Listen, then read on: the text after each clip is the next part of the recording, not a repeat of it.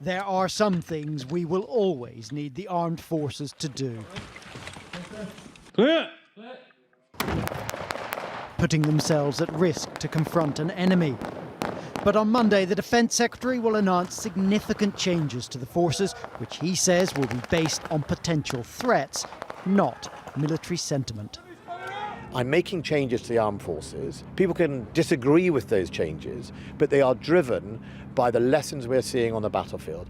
But you are reducing numbers, aren't you? Well, we'll see what I've decided on Monday in the detail. But I mean, the numbers are going to drop, aren't they? You don't need so many people. Well, what I can tell you is there will be more of some people.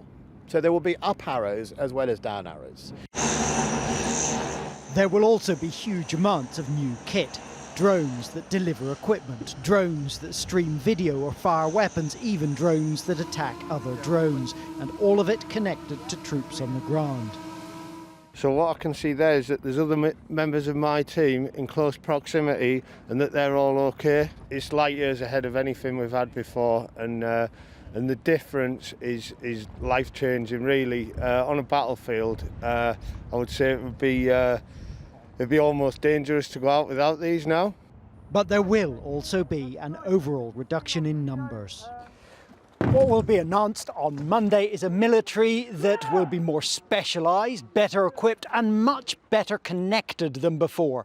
But it will also be smaller.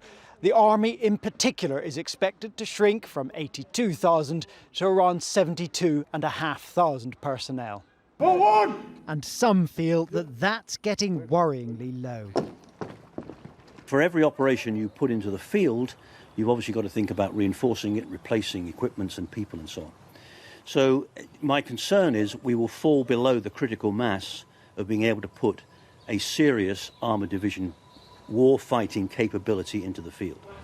But the professional head of the forces says numbers are not the key requirement. So often in the past we focused on size and shape. What I think we need to be focusing on for the future is much more about the lethality of the force, the resilience of the force, and its relevance. And staying relevant is getting harder as states explore new ways to undermine one another, potentially without a shot being fired. Carl Dinnan, News at 10 at Bovington Camp in Dorset.